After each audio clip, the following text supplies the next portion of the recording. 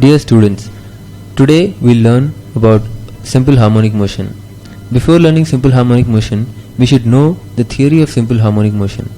My friend here, he'll start explaining the theory of simple harmonic motion. Yeah, simple harmonic motion is one of the very basic chapters which forms basis for waves, the coming chapter, and this phenomena you can see in many places, and SHM is a very specialized case of periodic motion. So let's start with the definition of periodic motion and then go on to what SHM is. So first let's see what periodic motion is. Okay. So a periodic motion is a motion in which the motion repeats itself. So for example, take planet rotating around the sun. What happens? The revolution repeats itself after a fixed period of time. So this fixed period is called as time period, and the motion is repeating itself. And take another example which is shown here. There is a cylindrical curvature here, and the ball is rolling from one side to another.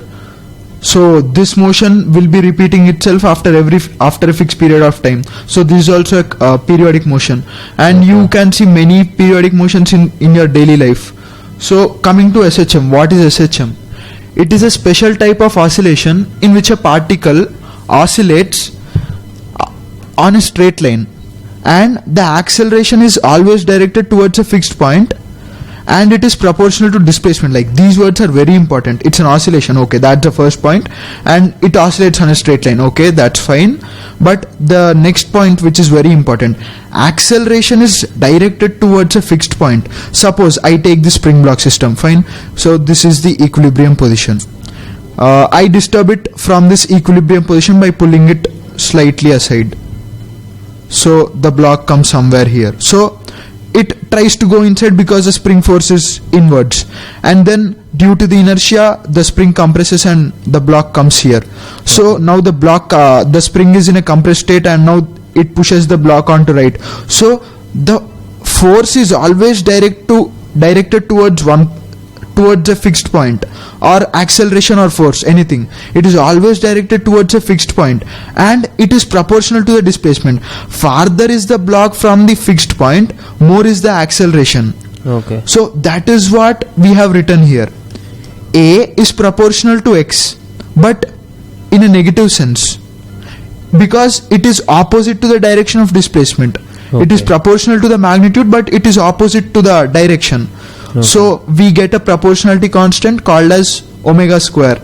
We call omega as angular frequency. Okay, I have this doubt here. Yeah. You were saying that from point 3, yeah, that it's always in a straight line, but you gave an example here which would not be in a straight line. Yeah. Why? What? How is it? It exactly what it means in a deeper. The deeper meaning is the theta, the displacement which is there. Okay. When you plot this displacement, it oscillates on a straight line. Okay. For example, you take theta of t, okay, as theta sine omega t plus 5. Yeah. So when you plot this, how does this oscillate?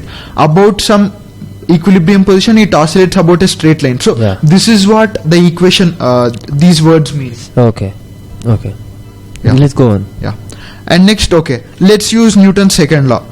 That is F is equal to ma. So we get A is equal to F by m. So let's substitute equation 2 in 1. So what we get is F by m. F by m is minus omega square x.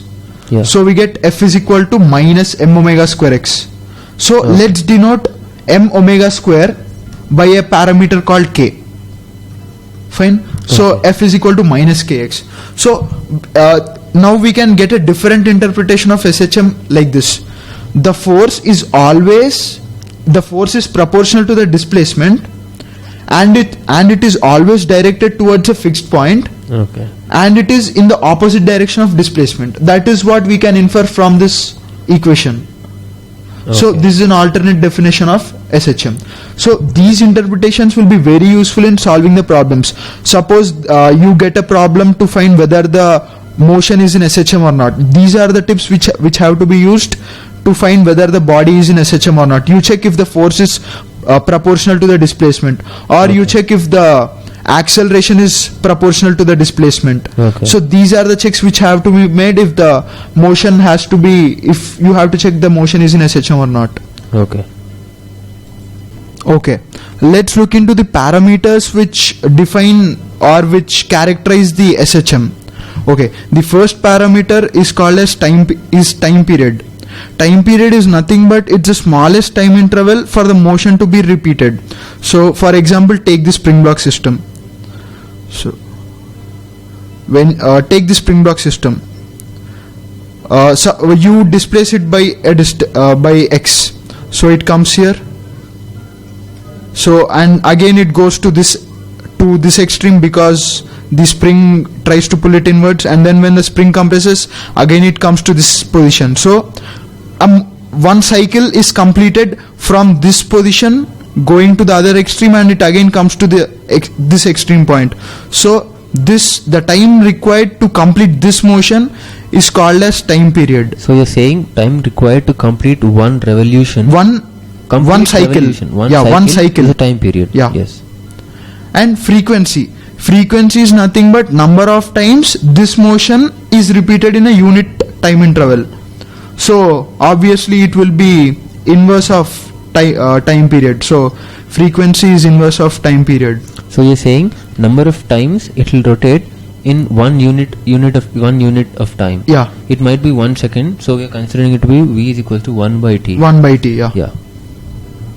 So and the next parameter, displacement. I mean, this has to be understood carefully, because displacement generally how we have dealt is the change of position, but in this chapter we look it in a more general sense.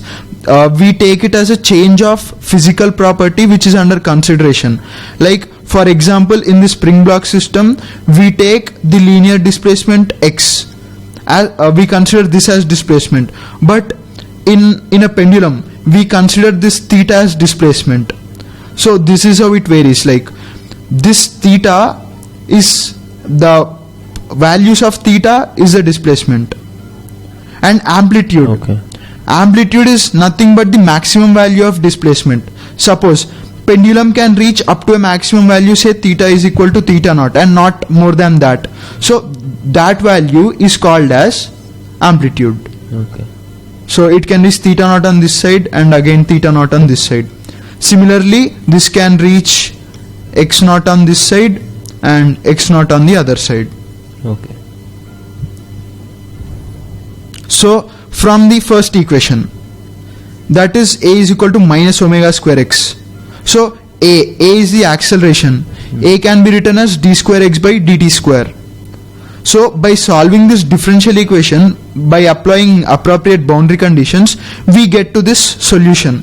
This solution method is out of the scope of the course, but this solution, interpreting it is, it's a good way. Like just try to put this back into the differential equation and try to satisfy yourself that this is a solution. Sine as well as cosine both will be satisfying this. So any SHM motion can be represented as x of t is equal to a sine of omega t plus phi. Omega, as we have discussed, it is the angular frequency, and a, which we have seen above, is the amplitude of the motion, and phi is called as phase constant, which we will be discussing in the next slides. And yes, coming to t, time period. Time period is related to the angular frequency by this equation. Time period is 2 pi by omega. But I have a doubt. Yeah. How did you get time period as 2 pi by omega? Yeah, I'll show that. Okay. See. Suppose take an equation sine ax plus b. What is the periodicity of this function? Periodicity of this function is 2 pi by a. This is the periodicity. So here we have sine omega t plus phi. We have sine omega t plus phi. What is the periodicity of this function? It is 2 pi by omega. But periodicity is nothing but after what interval does the function repeat itself. Okay. That is, in other words, time period. Yeah. So that is how we get this relation. Oh, nice. And you can see that physically on this graph. See, this motion, suppose take the maximum position, the amplitude. Yeah. This is repeated after a time interval t. Yeah. It comes down and again goes to this position. So this is a time interval. The motion has to repeat itself. And what about the t which you represented in the equation here in x of t is equal to a sine omega t plus phi? What represents the small t? Yeah, small t is any time interval t. Like suppose I want to know the displacement of this block at say t is equal to 2 seconds. Yeah. I plug in t as 2, then I get the displacement of the block. Okay. So that is the significance of small t. Okay.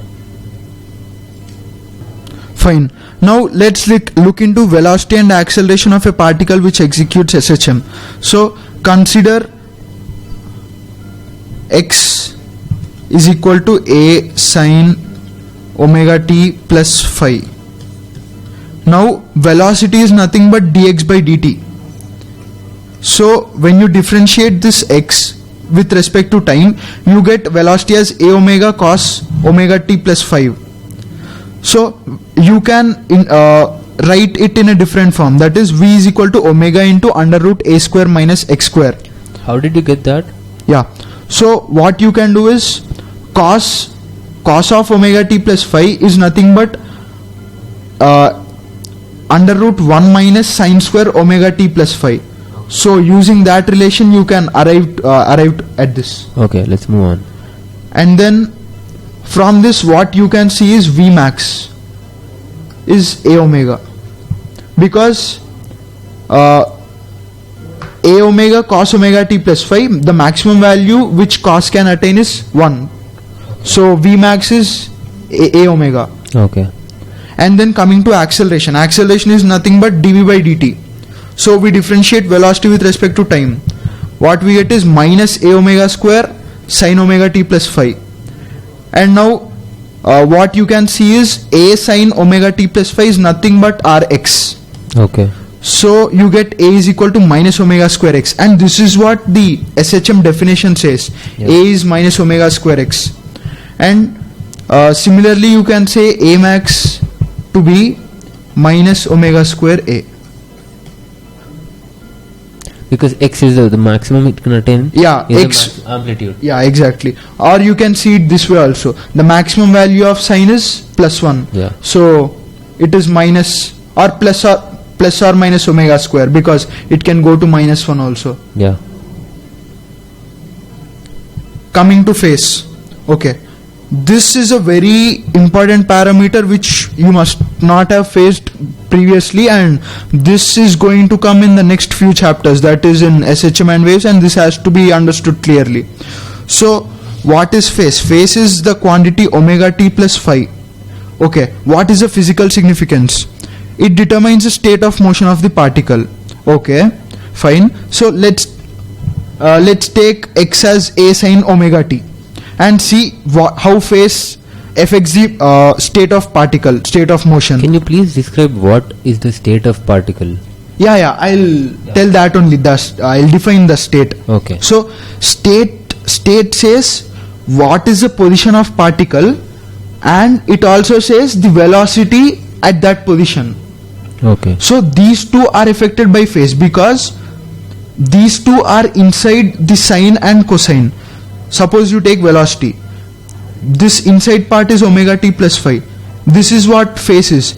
The value of this will affect the velocity. And similarly for x, the position, sine omega t plus phi, the value of omega t plus phi will affect the position of the particle. So that is how they affect the state of motion, the position as well as the velocity. So you can see it on this line. Suppose for example you consider this x as a sine omega t. Plug in time as 0, you get x0, and this is the velocity. Plug in time 0, you get velocity as a omega. So at x0 your velocity is a omega, which is pointing on to right. So this is the state of particle at this time. Okay. That is how this phase affects. And next similarly plug in different time intervals. Next plug in time as pi by 2 omega, you get position as a and velocity 0. Similarly, try it out for different time intervals. So the phase varies with time, and similarly the state of motion varies with time. Okay. And see these graphs, which are okay. The first graph represents the displacement of particle with respect to time. I have plotted this graph, that is a sin omega t plus phi, which is a sinusoidal wave with amplitude a. Fine. So this is, and the next graph is velocity versus time with a amplitude a omega, and the third graph is acceleration with amplitude a omega square. You can observe one interesting result here. This velocity can be written in terms of sign also.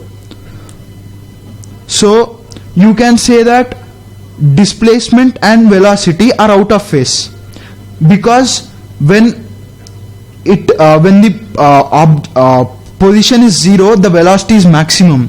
They are out of phase by pi by 2. But when the position is 0, the acceleration is also 0. So you can say that position and acceleration are always in phase, and position and velocity are always out of phase by pi by 2. Okay. This is a general statement which we can say about SHM. Okay. Fine. So the next parameter is phase constant.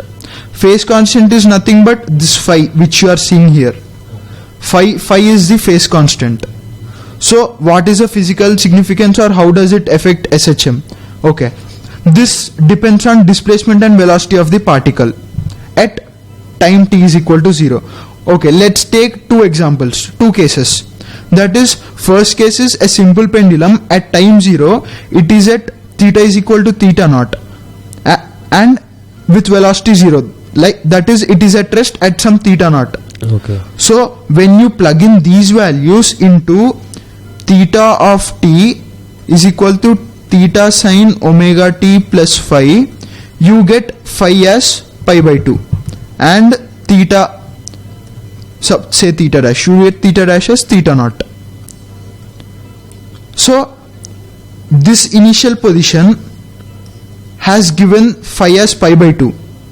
Or you can say it in the reverse way. If phi is pi by 2, you get this position if the velocity is 0. Okay. So take the next case. That is, the position is 0, but the velocity is theta naught omega. So similarly, if you substitute into this equation, you get this. Here phi is 0. So this is how the phase constant affects. Okay. Based on the initial position and velocity, these both quantities are different. The initial position and velocity both are different. Based on these, this phi has occurred. Or you can say it in a reverse way. If phi is 0, you get these. If phi is pi by 2, you get these. Yeah. So that is how phase constant affects.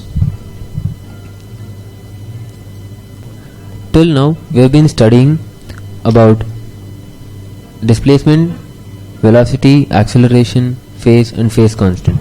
Now, I think every moving particle will have energy. Yeah, you are right. Now, let's discuss about energy in SHM. Yeah. So, in SHM also, a particle in SHM also possesses two kinds of energies, which is potential energy and kinetic energy. Obviously, potential energy is due to the virtue of its position, and kinetic energy is because of its velocity. So, let's find out let's get expressions for these energies and then find out the total energy of a particle in SHM. So x of t is a sin omega t plus phi. By differentiating it, we get v of t as a omega cos omega t plus phi. Potential energy. Every in SHM we have said that any SHM can be expressed as f is equal to minus kx. Any field which is in this form has potential energy function as half kx square. Okay. So let's substitute the value of x into this, which is a sin omega t plus phi. So we get half k a square sin square omega t plus phi. So that is the potential energy of a particle in SHM. Next, let's move on to kinetic energy, which is half mv square. So let's plug in the value of velocity, which is a omega cos omega t plus phi. We get half m omega square a square cos square omega t plus phi. But we have seen that omega square a square, we have termed it as a different parameter called k. That is what is written here. So from what you've discussed in the earlier notes, yeah, I think kinetic energy and potential energy are in a phase difference of pi by 2 because it's sine square and it's cos square. yeah, perfect, you are right. Okay. That's a very good observation. Yeah, we'll come to that next. So it is half k square cos square omega t plus phi. So let's add up both and see what happens. Total energy is nothing but the sum of potential and kinetic energies. We get half k square common outside, and we get sine square omega t plus phi plus cos square omega t plus phi, but the value of this is 1. So we get total energy as half k a square, which is a constant, and this intuitively we can reason that this has to be constant because there is no dissipation energy in the system. The system has to keep on moving. There is no additional external forces acting on the system, so the energy has to be constant. So I think if the energy has to be constant, I think we are assuming that it's a perfectly ideal system. Yeah, is it? Exactly. That is what I wanted to say. For this perfectly ideal system only, this is constant where there are no dissipative forces. But I think in a real system, if we keep a spring and another mass of m, because of the friction, yeah, I don't think we can ever achieve. In real world, we can't achieve this kind of situation because we have lot of dissipative forces like air friction, air resistance, friction due to floor, all these kind of resistances. Yeah.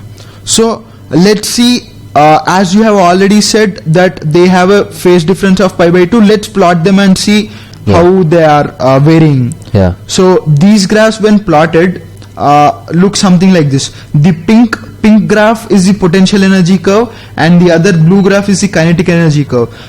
So you can see that when kinetic energy is maximum, potential energy is minimum, and when potential energy is maximum, kinetic energy is minimum. This is what you can see. For example, take a simple pendulum. Okay. When it is at maximum position, say theta is equal to theta naught, at theta is equal to theta naught, it has complete potential energy because of this height.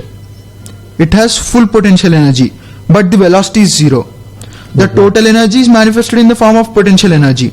And when the same simple pendulum, when it is in vertical position, the potential energy is 0. The whole energy is manifested in the form of kinetic energy because it has maximum velocity at this point. And 0 potential energy. Yeah, and 0 potential energy. So this is how potential and kinetic vary.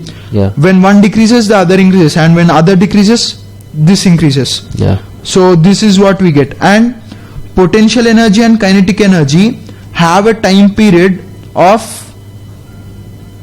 pi by omega. So they repeat themselves after every time interval of pi by omega. Both kinetic and potential energies. Okay. So the periodicity would be pi by omega. Yeah. Yeah. And some more important points to be noted is potential energy is always with respect to our reference.